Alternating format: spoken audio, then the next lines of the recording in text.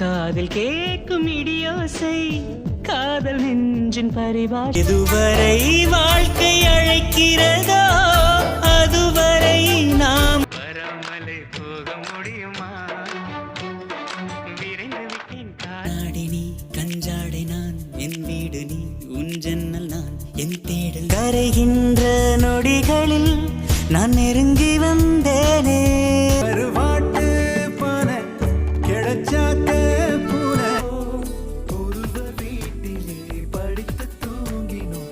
மேல ஆசைப்பட்டு உள்ளுக்குள்ள விருப்பப்பட்டு பிரிந்திடா வண்ணம் உந்தன் கையை இருக்கியே கோக்கத்தா. பெட்ரோல் ஊத்தி நீ போனால் நான் எங்கே தப்பி யாரோ யாருக்குள் இங்கு யாரோ